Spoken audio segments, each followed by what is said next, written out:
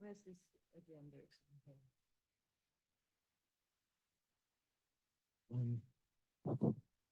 Oh, good morning, everybody, and welcome to the April instance of the bicycle, pedestrian and traffic safety meeting for Portola Valley. If I can start with a call to order and roll call. I'm Ed Holland, I'm chair. Kevin Welch. Angela Hay. Caroline Brutongen. Thank you, everybody. And item 2, and we also have Howard Young, Director of Public Works. Thank you. Yes, Howard Young, Public Works Director for the town of Portola Valley. Item 2 is outstanding item for oral communications for any items not on today's agenda. So if anybody has comments not related to the agenda, you may make a comment limited to 3 minutes, please. So do I see any hands up or any comments to be made? Anything from the committee? Nope, I don't see anything. Thank you. Could I make a real quick comment? This is Rebecca Flynn. Rebecca, go ahead. Since my item is kind of towards the end of your meeting, would someone mind just texting me when you get to that point? So that I don't have to sit through the whole meeting? No, could you stay with us, please? It's we're all here in the schoolhouse. Thank you for joining the meeting. We won't have too much to go through, and your item is first on the ongoing committee business. If you'd like to lead in on your item, and then we can go from there, that would be fine. If you have an oral comment that's related to it, just so that we can be more prepared. Otherwise, that will be item 6A.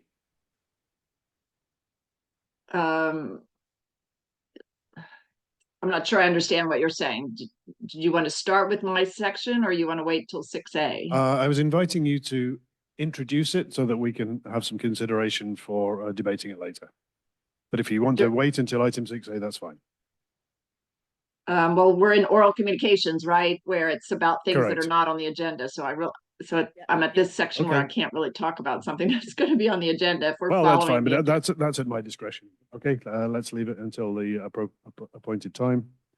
If there's nothing from anyone on the committee or attendees, then I'll move on to approval of minutes from our March 6th meeting. I move to approve those minutes. Thank you, Caroline, for putting those together. Are there any comments? I would like to change the date, 2024. Thank you. It might be my mistake. No, I believe that's probably me. Okay. I prepared the agenda. That's my typo. Do I have a second? You have a second. So all in favor? Aye. Aye. I abstained because I wasn't there. Thank you, Angela. If we can then move forward, item 4 is our sheriff's report, and I do see Officer Taylor is with us. Sorry, beg your pardon, Sergeant Taylor. So please go ahead, Patrick. Good to see you here. Good morning. Good morning. So we have a light on, obviously there, and looking at the report, there's no collisions. This is comparison to January. It's actually comparison to February report. Last year, February, we had no accidents either. So it's pretty similar to the last 2 years. The annual statistics show the number of citations we had. Were 8 movers this year, or this month in February. We had 40 parking citations. If you go, I included that new parking citation diagram I did last time, this time to show the different, where we're citing most people at for parking violations. For your guys' consideration, we had 40 citations that we did in February for parking issues. And then we had moving citations. You can see most of the moving citations were pretty much in the same area, Alpine, Portola Road, in the 4,000 block of Alpine. So that's. I have a question. Go ahead.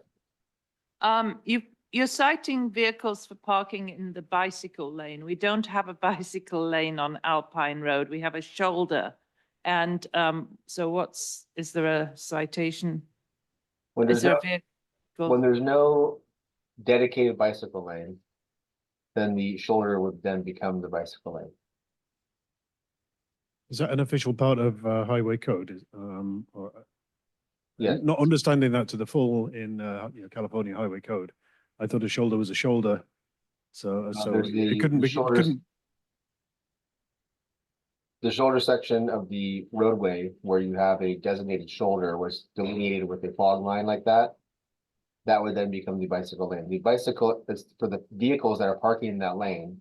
And they're taking up the right of way that the bicycle would have to be in that shoulder bicycle lane. thank you. I wasn't aware that that was actually codified. Is that correct?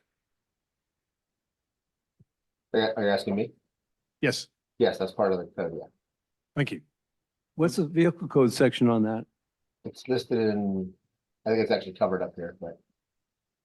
11B? if I can go-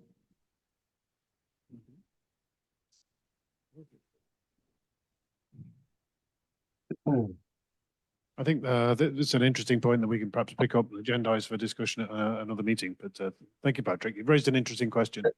It's Thank you, right- Angela. I'll have it for you in a second if you just want it. So I'm just trying to open it right now. Yeah, I think one comment, Caroline. I think we'll follow up on this next time.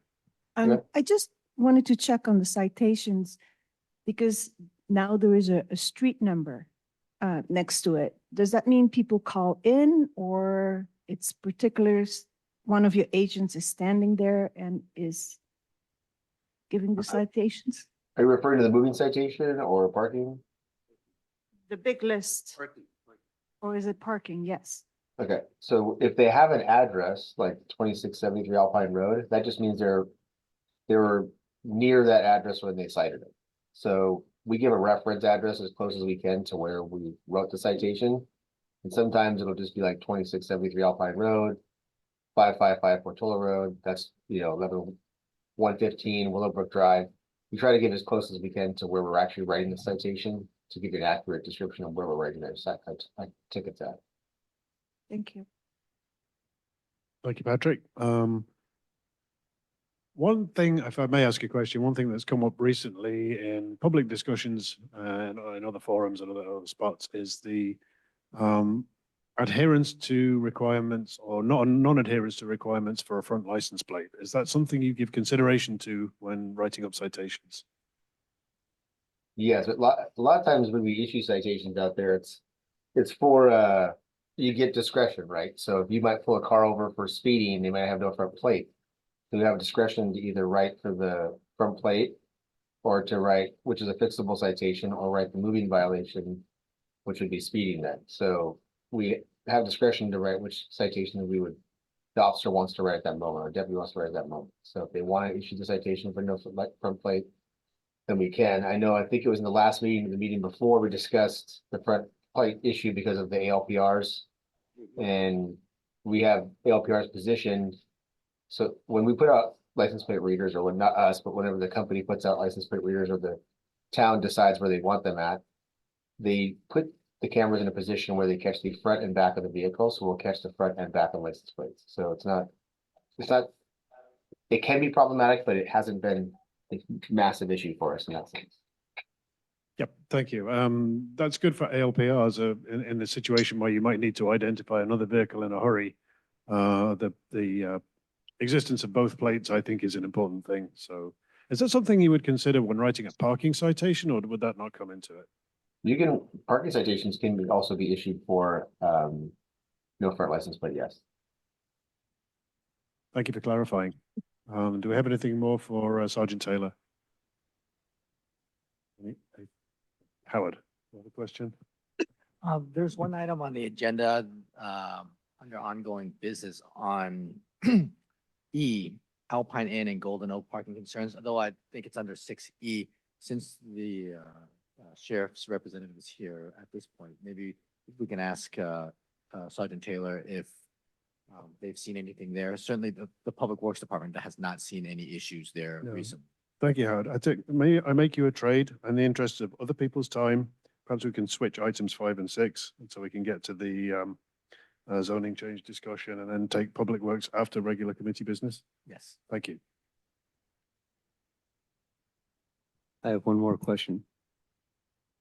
If you could let Howard ask his question about law enforcement observations in the Golden Oak and Alpine Inn related to visitor parking. Thank you. Yes, so, Patrick, if you just don't know if you heard anything from the deputies concerning Alpine Road and Golden Oak, where any parking concerns there? I know we've kept an eye on it for litter and parking, and we have not seen anything recently. Just wanted to double check if the deputies have said anything about that area. I haven't heard anything in my discussions with the deputies about that now. Thank you. I'm sorry. I'm speaking on behalf of the residents. It's a problem on the weekend, and I'm not sure that our sheriffs or Public Works is visiting that site. Sorry. They continue to complain. No, thank you. I mean, I invite anybody to share examples, gather evidence, and share that with us and with Patrick. So Mr. Kubal has been here on several occasions, several years, and he has presented his concerns again at Town Council 2 weeks ago. thank you, Caroline. Do we have anything further for Sergeant Taylor? No. Well, thank you very much for joining our meeting today, and I'll let you get on with your good works. Thank you, Patrick. Thank you. Have a good day. Thank you. You too. Quickly, let's move on. I think we agree we can switch items 5 and 6 in interests of getting on with urgent item that's come up from it's a combined ASCC and Planning Commission, I believe. I will introduce Rebecca Flynn as a representative for that to give us some framework for the discussion. Rebecca, please go ahead. Hi, thanks for inviting me. As you know, we're going through zoning amendments in order to get back into compliance with our housing element. So one of the changes that's being made is the addition of an off-street bike parking amendment. This is new because of the new zoning, the new multifamily zoning and mixed use zoning. So I just wanted to make sure we got some feedback from the biking pedestrian transport safety. I'm not sure the exact name of your committee. Just get some feedback from you about this new amendment to our zoning code. So I don't know if everybody had a chance to actually read those pages, but the main change is with respect to bike parking is to add a certain amount of required bike parking to a property when it's being developed into a multifamily or a mixed use. And the bike parking is dependent on the size of the development. So the size of the development determines the number of parking spaces for cars, and then based on the number of cars, the amendment requires, I think, 1/10 of that number for bicycle parking. So I just wanted to get some feedback from your committee about whether the amount makes sense, whether it makes sense to actually require off-street bicycle parking, whether it's who might use it, whether more is needed, whether less should be required. And as well, not just to comment just on bicycles, but also on the parking requirements as well. If you've had a chance at all to look at it, I don't know if I can share my screen or something, but otherwise I can just communicate the kind of pertinent details for off-street parking for cars. As you know, for single-family dwellings, it's 1 for each dwelling having 0 or 1 bedroom, 2 for each dwelling having 2 or more bedrooms, and then you're required 2 guest parking spaces. And these are all on your property off the street. And as you all know, most of our streets really don't have on-street parking. It's most of our, as we just heard from the sheriff, from the deputy, it's very difficult to park on the street. So in any development, we really need to contain all the cars on the property. And so for these new multifamily and mixed use zoning, the new requirement will be, again, 1 for each dwelling that has 0 or 1 bedroom, 2 for each dwelling having 2 or more bedrooms. And then guest parking will be provided in the amount of 1 space for every 3 units. So I would love to have your feedback on whether that's reasonable or not.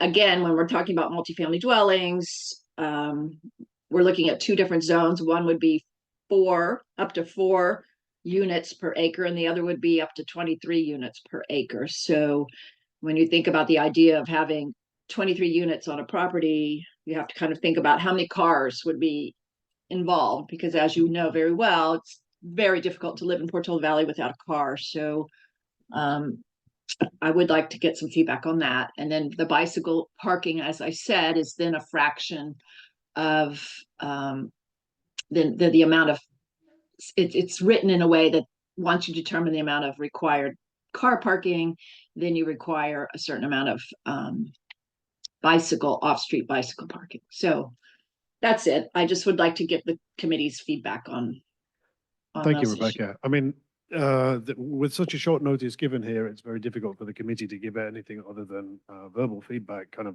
off the hip. And I don't know what quality level of feedback that is required to really look at this problem intently, because we really don't have that opportunity to write something up. Although I think I might propose that we look to do that anyway. And I think I see fingers and hands twitching, ready to make comments, which is a really good thing. Thank you, everybody. One comment, if I may take chair's privilege and add my thoughts on this first. Aside of the impact that this is likely to have on the town through changing the nature of things, one aspect that other committees and commissions may not have considered is that BPTS does have a say on changes to driveway design for any new development or new changes in property upgrades, developments, remodels. And I don't know, it would be good to have clarification on whether BPTS's role in that particular instance will remain when the zoning changes are applied, if the zoning changes are applied. And I hope it's an if. Second, bicycle parking seems like an entirely trivial consideration. I know it's codified in the way zonings are designed.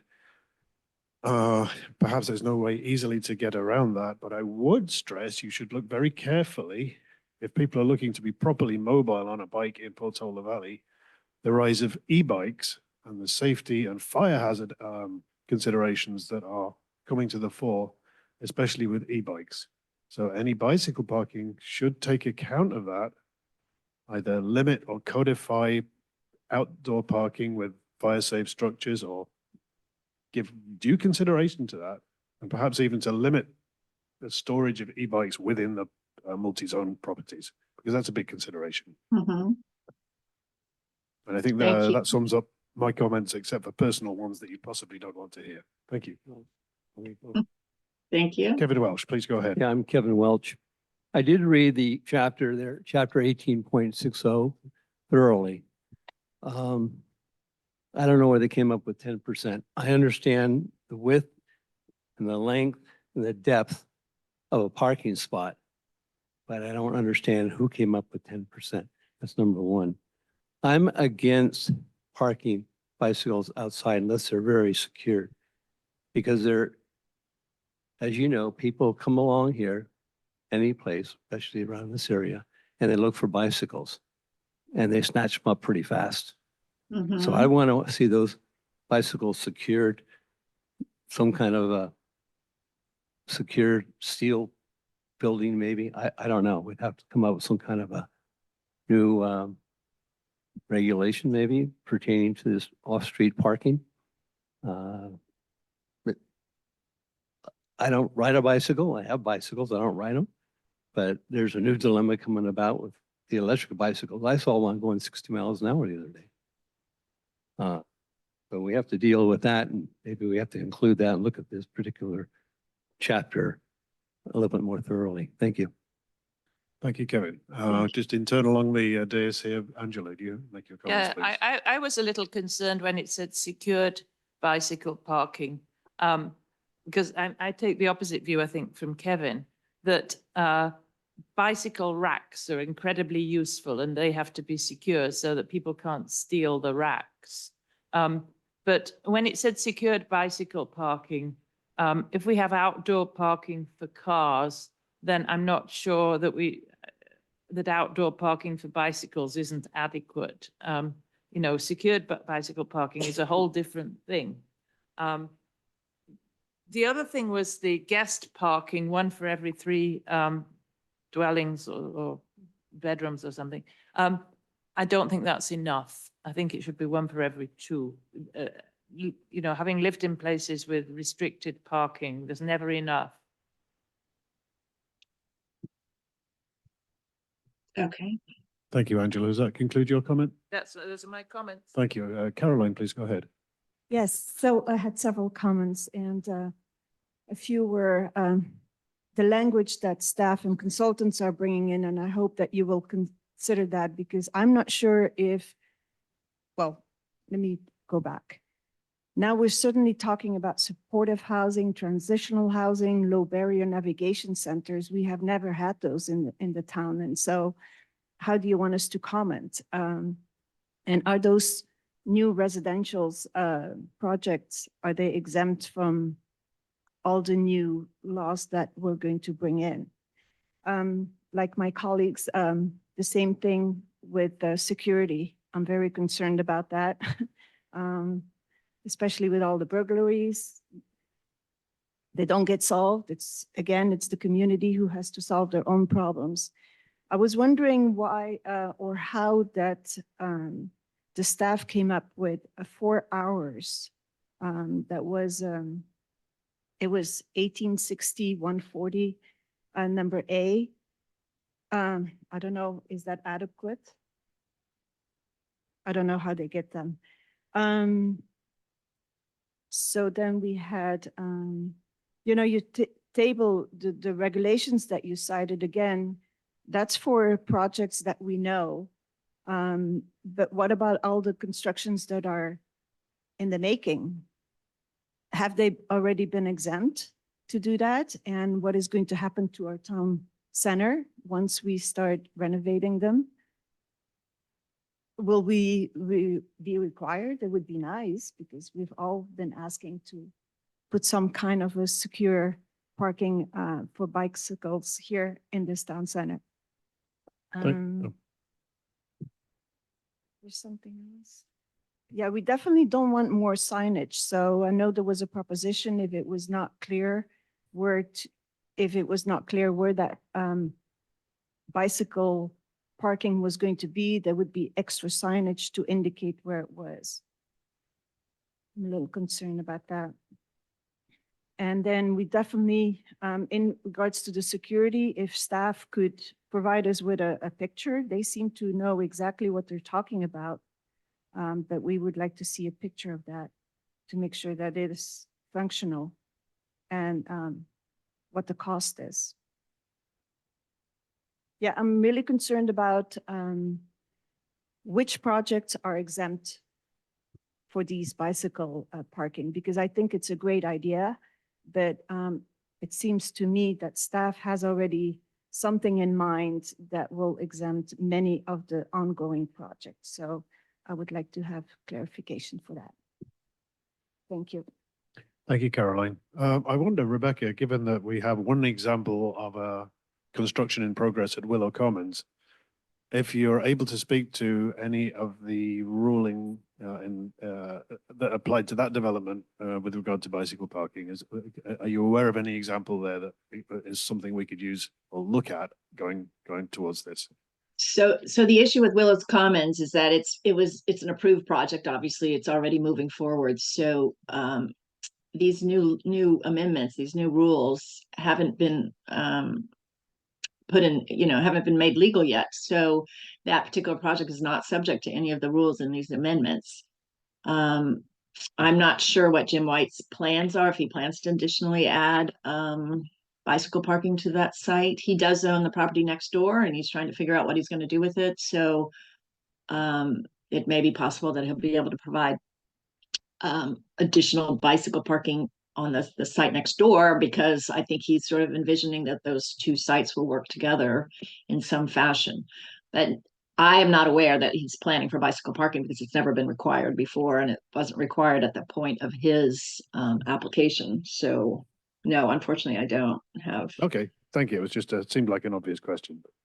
And then for some of the questions about where some of these numbers came from, the planning consultant that was hired from Lisa Weiss,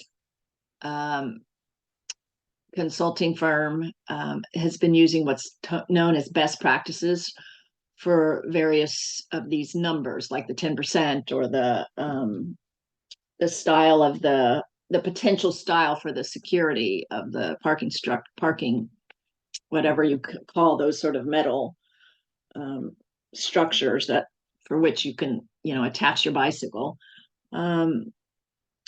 So again, those are the sorts of things that if you wanted something different, then you would just sort of need to either let me know or send an actual email into the town. Because those decisions are being made now, essentially that's being discussed. Those sort of small details are being discussed, literally this week and next. And then the planning commission will meet again in 2 weeks to try to, hammer out some of these details, assuming that all the details for all the other parts of the amendments can be worked out in a short time. In terms of the actual style of these things, that's left to the developer. I mean, we don't want to decrease the flexibility of developers and architects to create a design that they find appealing. So, the actual design and the cost would depended on that design. So the town has no idea of, the ultimate cost. But I will certainly pass along the idea of the security as well as the e-bike issue and the storage and just the general concern about theft. I have those same concerns. And then I wouldn't mind hearing. I forgot to mention the whole driveway issue. I'm glad you brought that up.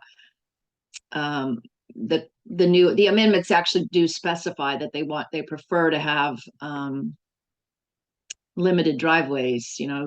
They prefer actually not to have driveways at all onto Alpine, but that's impossible given the two. These amendments are written for 2 properties, Glen Oaks and the Ladera Church, and both of them obviously are going to have a driveway onto Alpine Road. So it will be important to specify exactly what they're envisioning for that, because that is definitely something somewhat missing from these amendments. So, but Okay, yeah. thank you. Oh, thank you, Rebecca. I think just to highlight, there is a meeting this evening. Can you provide the scope of that meeting? If anybody is interested to attend and make comments, then that would be also helpful. Yes, it's a joint meeting because of the compressed schedule, because of the fact that we've now lost approval from HCD for our housing element. We are no longer in compliance. So now we are subject to the potential of a builder's remedy. And I think you've seen on the PV forum where someone showed that a developer submitted an enormous project for Santa Cruz. And the same thing, we could be subject to the same thing.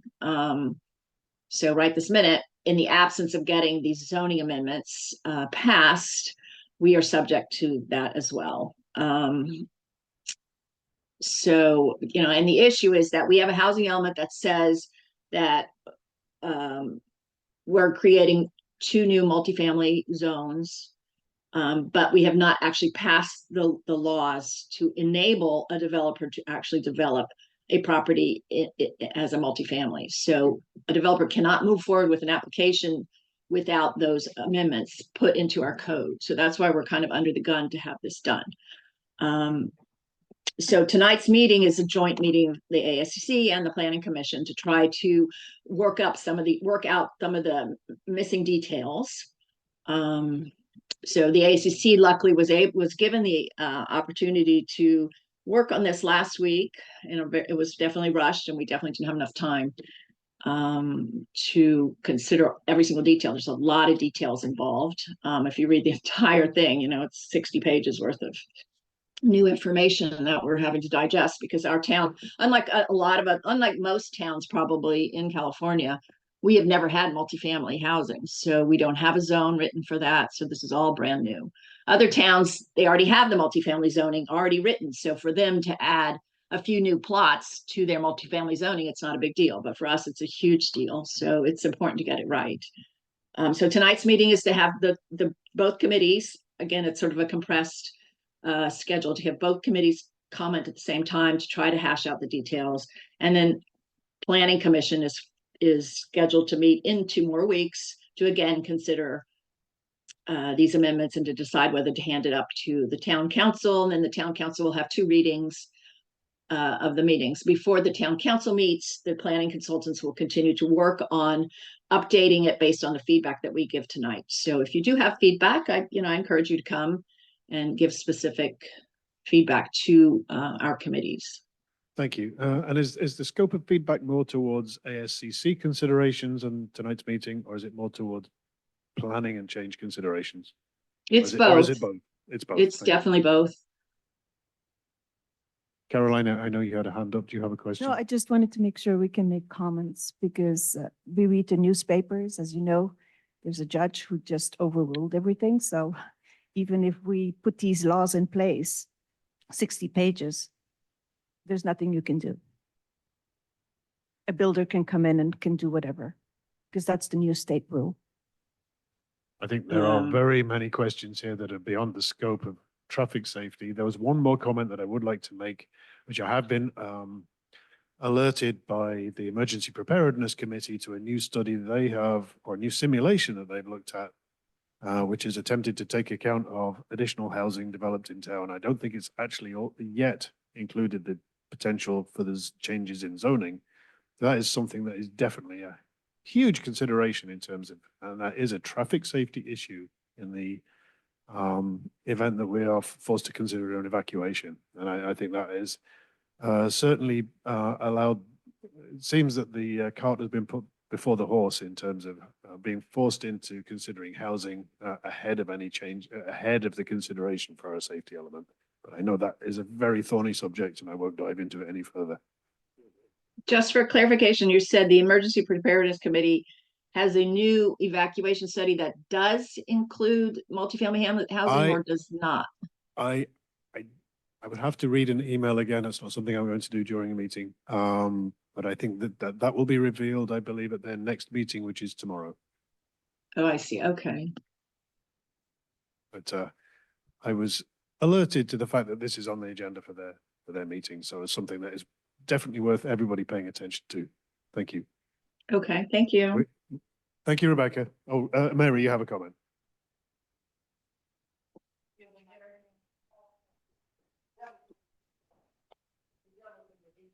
It's a devil's in the detail question about bicycle boxes. Having been a sufferer of bicycle boxes at the clinic for many years, I'd like to say the issues with maintenance and with shabby appearance have been multiple. And the main problem was the key management, which I think is one of those things that goes and if it's town administered or if it's developer administered, that's the details that really blew the bicycle storage out of the Palo Alto Medical Clinic. It was very hard to use, et cetera, et cetera. So it was a big investment of money and really from the consumer's point of view, very ineffectual. So I'm sorry, I just had a question to clarify. When this is talking about sort of those cage-like structures where you put the bicycle inside?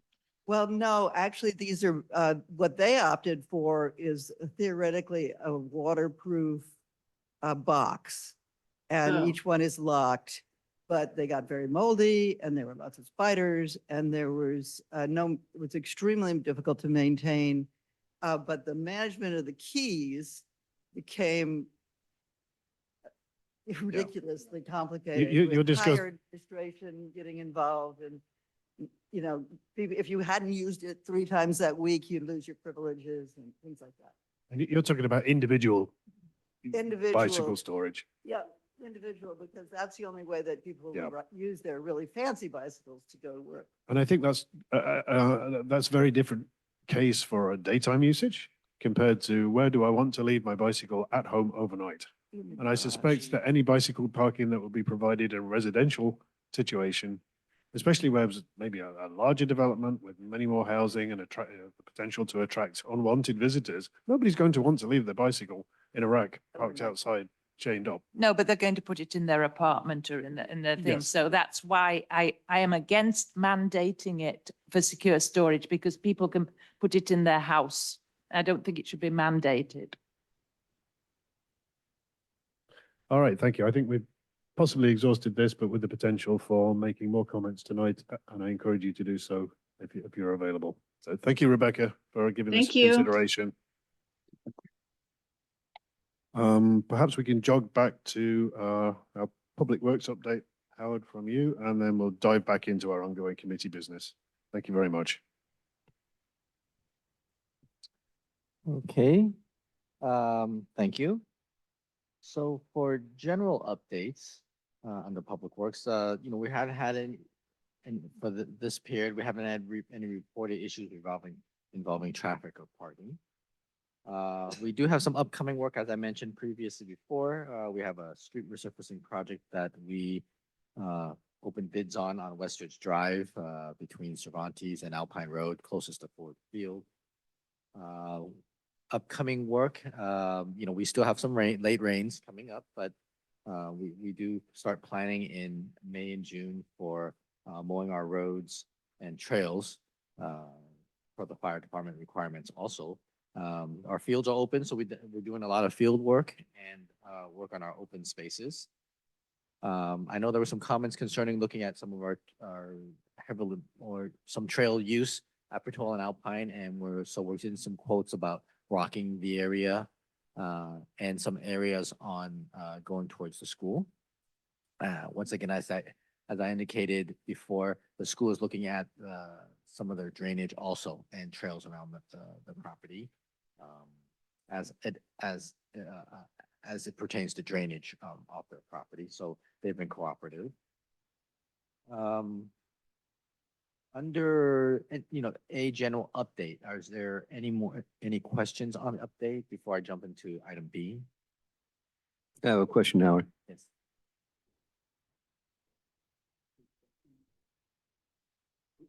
The Alpine Inn, you're controlling traffic.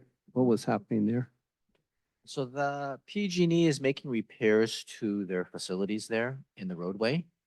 And they did apply for an encroachment permit.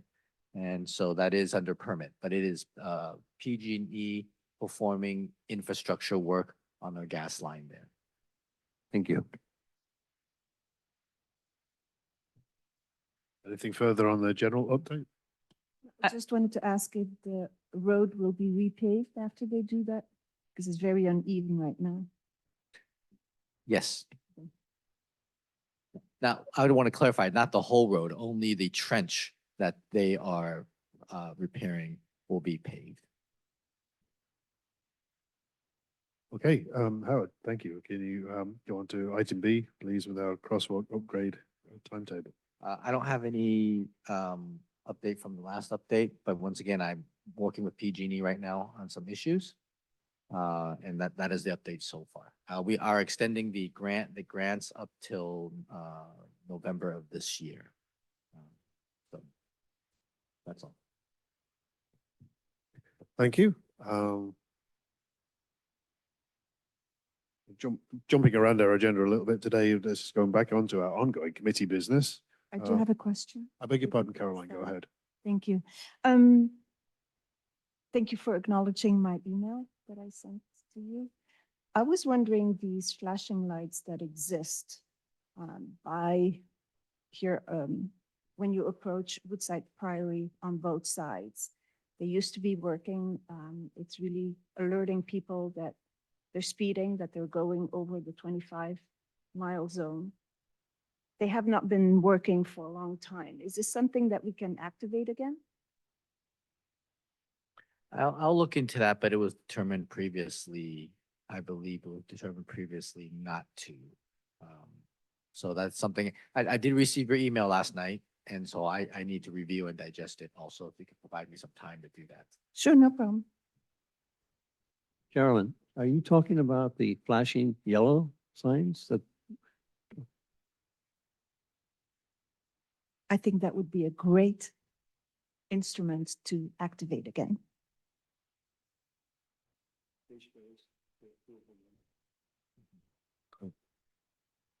All right, thank you. Thank you, Howard. Moving back to our ongoing committee business section. Is item B, the Hawthorns Public Access Working Group update and any requests for input. I attended the on-site meeting of February 24th. Yes, thank you. It was a very constructive meeting. And Caroline, I know you were there as well. We looked at the proposed sites for parking and entrances and gave those some consideration sort of in the flesh, as it were. There are very much competing priorities regarding aesthetics and practicality of those sites. I don't know, perhaps Caroline, you would like to describe a little more about the discussions of the day. Do you have any comments further to that? I'm not prepared, but I can summarize them at another time. I think I want to repeat what Pat, or member Pat, has said before, is it seems like the Hawthorns, they're more concerned about their natural resources, and then figure, or at least that's their comments, is like, well, the town will have to implement other safety measures to protect that entrance, and to make sure that there's no. Perhaps if I can re-summarize that, there is a lingering suggestion that any changes, any impact of a driveway is something that the town will jump in and manage a redesign of the roadway and the access in that area. Whereas I don't think that's necessarily something that has been considered at all by Portola Valley, and in the current climate, I'm not sure that's something that we would necessarily wish to or attempt to accommodate. That would be potentially changing the roadway layout, changing access, changing lane design, and a bunch of other different things that would fall very much outside Mid-Peninsula's remit and very much into an implication for the town to take action. I don't know, Howard, do you have any? I'm asking you to shoot from the hip a little bit here, but comments to that. I don't know how we would even begin to approach a suggestion that came in that direction. Thank you. Can you repeat the suggestion again? So I'm clear. It's actually in the notes. It was what Pat was saying, because she had attended a meeting. So they wanted to put speed bumps in, they wanted to put flashing beacons, more signs to reduce the speed. And then they were even talking about putting like a central, some kind of center section into Alpine where you can have a double arrow so people can actually make a left turn both ways. And they felt that was feasible. And so this is the consultant talking again. Yeah, this was the traffic consultant employed by the Public Access Working Group on Exactly. behalf of Mid-Peninsula. And was that Hexagon? Am I No, it correct? was a different. I don't forget, have the yeah, name. I'm sorry, no, it was not. But I want to say that was a very constructive meeting, and I'm hoping our mayor was there, that she saw this as an example. So the public had time to give comments, and then we had to listen to the questions and answers from the board. And then at the end, again, the public, after hearing their perspectives and hearing what they came up with as solutions and how they saw the changes, then the public again was able to give their comments. And I thought that was very constructive. And a good thing about that meeting is at the end, one of the board members actually suggested that they would reduce the parking from 50 to 30. They would look back into that. Yeah, that's a very good point, Caroline. And I think we all stressed that.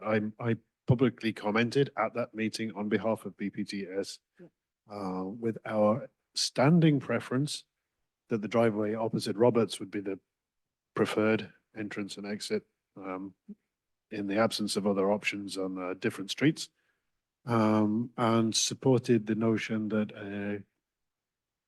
considering limiting the amount of on-site parking to the new property, might be one possible option to reduce the impact of traffic and also the sort of overload, ecological overload to the site as well. The danger being that with something new opening, it will just attract a number of visitors no matter what the accommodations on site. So that those things do have to be weighed up. So to answer the question, I think, as I mentioned before, is since we don't have an actual submittal from MROSD, so I think once the actual submittal is submitted, then the town staff can go through its normal process in reviewing. Oh, and that's correct. That is a point that was made. At this stage, the Public Access Working Group is simply an advisory committee to the Board of Mid-Peninsula Open Space Trust. And this is all a preemptive process ahead of any formal planning application to the town. Any further comments from committee members on thoughts? But I agree, it was a constructive meeting, and I do think the voices were heard. So that was, and obviously it was, once the rain had subsided, it was also a beautiful day. So it was, if you do get the chance to attend, it's a wonderful piece of property. All right, thank you, everybody. Moving on, I have here item C, which is related to our ongoing discussion with the CCAG group on their Vision Zero safety plan for the county.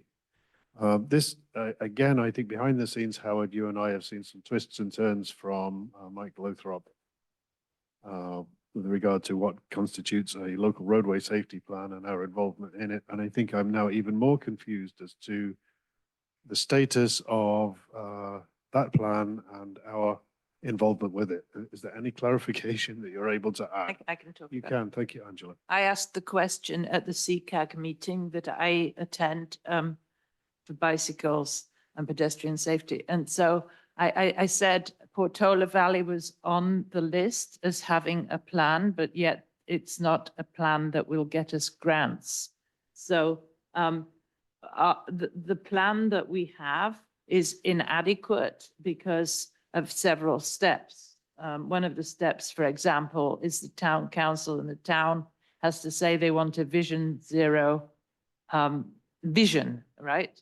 Which you can always say you have a vision, but whether one can implement it's a different tale. But anyway, there's several little steps like that, which mean that we have a plan, and the CCAG people know we have a plan, but it's inadequate for checking off all the boxes, in part because of our environment here. We're not a metropolitan. We're not, you know, this whole thing about complete streets and against suburbs, basically, and trying to make the urban place look like Santana Row or something like that. And that is a whole movement in town planning. We're not making ourselves look like Santana Row. You know, there are people who are against suburbs that have cul-de-sacs with single family homes. You know, we're not in this. So I think we, as a town, we have to say, this is what our plan is. This is what we think we can do. And so be it if we can't get metropolitan grants because we're not a metropolitan area. That's a very, very valid point. Thank you. And Thank what you, Angela. CCAG want to do is they want to stop, they want to prevent towns from having to go through the whole process again. So the idea is that if every town has the same elements in their plan, then they'll be able to say, we can apply for these 6 towns and they've all got the plan. Yes, I do wonder if it's as much about controlling the way funds are applied for and delivered as it is about really having a plan, but that's a personal comment. Well, you know, we just reviewed some things and Caroline was saying we could have applied for a grant, or we could have applied for a grant. And even though we don't always meet all the criteria, it's always worth applying. Because individuals on the committee vote and check and say, you know, oh, we understand that this town doesn't quite have this, so let's give them the grant. Yeah, thank you. I think one overarching thing that you pointed to already is does the town sign up or not sign up to Vision Zero, and what that means is a potential for, is it a change of town policy? Does that have to go to the council? Or as Howard asked, and I don't think we've received a clear answer, is that just a procedural? Yeah, we rubber stamp Vision Zero and that's great, or does it mean that we have to fall in line with a series of other implications following that? And Howard, has there been any update on answers to that question? No, and I don't, I'll let Angeles speak first. Go ahead. There were some comments on that. Someone said we could make cycling a lot safer if we just told bicyclists to have lights, particularly at night, okay? And the CCAG answer was, we are more concerned with the design of the road. That is number one, because that's what the grants go for. And so whereas we could make it very safe by having street lighting, you know, we've had accidents at night in Portola Valley, we could have street lighting. And there's a guy who's in the climate science world. Some would say he's against climate science, but one of the things he said is, you know, if you want to stop car crashes, get everyone to drive at 3 miles an hour. You won't run over anyone that, you know, I mean, so the question is, what would we want to do if we have Vision Zero? What would we want to do with our roads to make them safer? I think that's what we're here to consider already, but that's another comment. Howard, go ahead. So, you know, once again, this goes about to actively reviewing what we're signing up for and what we are committing the town to. And it does, and in the document, it does have to go to the town council. It requires that. So whether it's Vision Zero or some other kind of commitment, coming through town and indicating what needs to be done at certain intersections. If we don't fully understand that, there is a concern, there is a risk for signing up for those things. Especially because, as you said, Angela, there is a scenic corridor. There is a rural character of the town here. So, and the BPTS already plays a role in looking at safety and looking at infrastructure improvements. So at this point, and I hope I answered the question, but essentially it's signing up for something that we are not 100% sure about and what implications there are. And is the BPTS comfortable in that? Well, we can say that in our plan. We have to say in our plan what we are comfortable with, and we have to take the risk that we might not get the grant. So we could still say we don't want anyone to get killed on our roads, but we don't want, for example, our shoulders to be turned into bike lanes. So I understand and then basically if there is a plan, you know, for the BPTS to approve and forward it to the town council.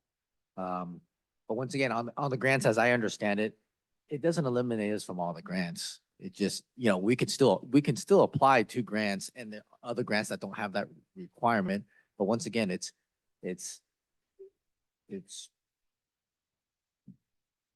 and if we need those grants and if we qualify for those grants, so because getting grants is a lot of work, it doesn't mean that automatically we get them because of the scoring criteria also.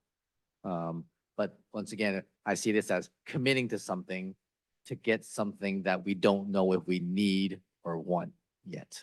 So, and those things need to be thoroughly talked about. And we just don't, in the time frame, we just didn't, I don't think we had that time to do that. And in addition to your concerns also. So I hope I answered the question. Thank you. Yeah, I think one comment, I know there's been a little to and fro between CCAG representatives and you and I, Howard, in the last day or so. Does that mean that the apparent timeframe crush that we had previously is now relaxed somewhat? Or is there some other, I'm afraid I've been traveling and I have not had an opportunity to read all the emails in detail, so. No, they indicated that they're moving forward with their draft presentation of their study that includes all the cities and towns. And they are indicating that the town had its own study and that's it, so that we're not part of it. And it just references our study that we did in 2019, and it provides a link to it to our website. Thank you. Caroline, one comment, and then I'd like to keep moving on in the interest of time. I think it was the consensus of the members here to incorporate every data that we got from CCAG, because the 2019 study is not relevant anymore. We have data that shows we have more crash sites in this town, and I thought that was the consensus of the members. So I think we should incorporate all the data. I think we should write our own plan. And even if we have to rush it, Howard, I'm happy to help you write it. But I think we just need to have a written plan that we can look at and that goes beyond what we've already got. That's a good point, Angela. Thank you. That would be a good exercise, and we do still have a subcommittee open for that function. So if we're willing to proceed along those lines, I think that's perfectly reasonable to do. So thank you very much for your offer to help. Yeah, we can improve our plan very, very quickly. And once again, once those grants come up, we can visit that if that's a requirement. And I understand Caroline's, the requirement of incorporating our sites, but the issue was after we dove into the document, the commitment to the programs listed and getting it adopted by the town council. Those were the items that we need to take time to digest. Yeah, but I'm sure that our adoption of Vision Zero, should we choose to do that, would be accepted by CCAG at any time, even if it was not something that was incorporated in their current plan. And we could always pick that up later. Once we've given things full consideration and written a plan that is what we believe is a good vision of the town. But we do have a zero vision. We've always had a zero vision. When I came on this particular commission in 2011, that's the first thing we did. We said, let's find out what's happening with the bicycles and our pedestrians and our traffic. We've always had that. So I think we're way ahead of everybody else as far as I'm concerned. Your point, Kevin, is that we've actually voted on that in the past. Yes. And that the town actually does have a Vision Zero thing. We've just forgotten about it. We just did not call it Vision Zero. Okay, thanks. I think let's let the subcommittee pick this up, look at those details again. I think, was that you and I, Angela, with Howard, or was that? It's Pat and I supposedly, but yourself. Howard, I'd like to see the document that you have, and maybe you and I can sit down together, maybe sometime next week, and just write an outline for what we think the right plan should be. A plan for our town. Forget about CCAG. I mean, it's a plan for our town. I don't have an answer. I mean, if we have to write something next week, I don't know if based on I guess some of the priorities right now, I don't know if we can write something like that quickly. But certainly the study that we have is already it is posted on the website, and we can make it, just put it on the list as something to discuss. Yeah, it's one element I'd see of our how to plan. put it together. And once again, it's the Vision Zero it's a defined program, and we need to fully understand it. That's all. Yeah. All right, thanks, everybody. I think we'll close this discussion off. And Hi, Ed. I do see, yes, I beg your pardon, Rita, I am coming to you. Please go ahead and make your comment quickly.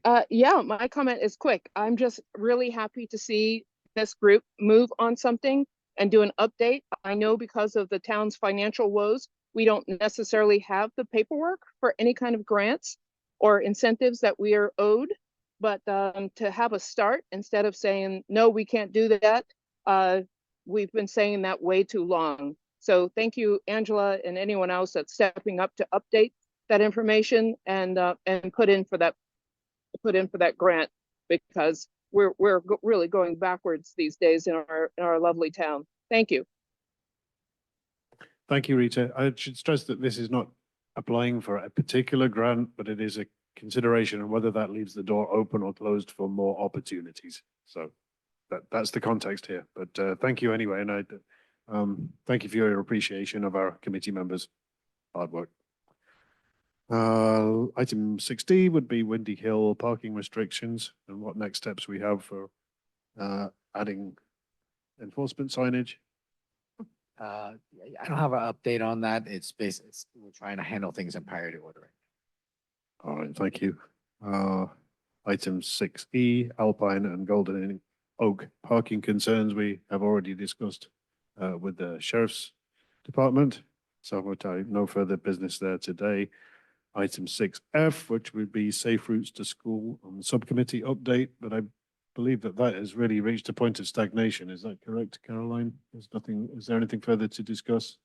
I know trails have kind of cooled off on any involvement with safe routes, so I'm not sure where we stand with that. I'm in the process of finding a new partner at the Trails Committee. So, but we'll see, but we're not giving up. Thank you. That's good to hear. And finally, on that item 6G, which would be any report from the Alternative Transport Infrastructure Subcommittee, which I think was you and Pat, Angela. Well, we changed it into a planning committee, so. Oh, I beg your pardon. that- I should reflect that in the next Yeah, agenda. yeah. that We would want be to a- work on plans, I think. Roadway Safety Planning Committee, Something like that. Subcommittee. Yes. Noted. Thank you. Item 7, which is any upcoming events. I know it was suggested that we should include picnic, potential Zots to Tots, maybe PV Palooza as an opportunity to represent ourselves. Is there Um, nothing for Earth Day this year? I'm not aware. Are you aware of anything for Earth Day, Murray? No, not this year. I know we used to share that on an alternating basis with Woodside, but I don't know if that arrangement still stands. Not that we know of. And if any further matters arising, I don't believe there is anything. In which case I call for Recruitment of people to this recruitment of people for the committee. Yes, that- I should think leave we, that I as think we ongoing need committee to, business. I think we need to make a push, just because Howard is overworked and traditionally in Portola Valley, you know, some of the jobs of staff have been done by committees. And we could build up a much bigger committee to help on some of these infrastructure things and getting the signs implemented, no parking signs or something like that, getting flags for the Oh, crossing. I'll put Can I, some oh, money that in was the, another thing. Can I buy flags for the crossing? And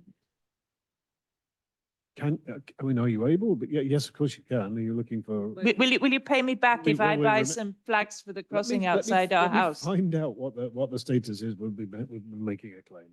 And I'll talk to, who would I talk to at Town Centre, Howard, to discuss that? The committee has any standing budget if a committee member was to purchase some safety equipment for crosswalks, in this case, high visibility flags, would they be able to claim that money back through Town Centre? And if so, who should we talk to? Let me talk to, let me find out and I'll get back to you offline. Thank you. What about donations? We had at one point, town council talked about, and I think we implemented that there is a program where people can donate. Yes, that's right. I don't know if that's still live. It obviously requires somebody to keep tabs on it. Could you add that to your list of questions, Yeah. please, Howard? I will find out. And once again, the reason why we have to find out is because the town was not the one that originally installed those, so we Right. just need to find out. Howard, look, I'm just happy to buy them myself and stick them in the things. Okay. All right, yeah, well, I'll- no, thank you. I just can't bear seeing the tatty flags. Okay. All I want to know is, would I get reimbursed? That's all I want to know. Yes or no? It doesn't matter. We will do it. Okay, thank you. There's no further committee business today. I call the meeting adjourned. Our next regularly scheduled meeting will fall on May the 1st. Thank you very much, everybody. Thank you, Ed.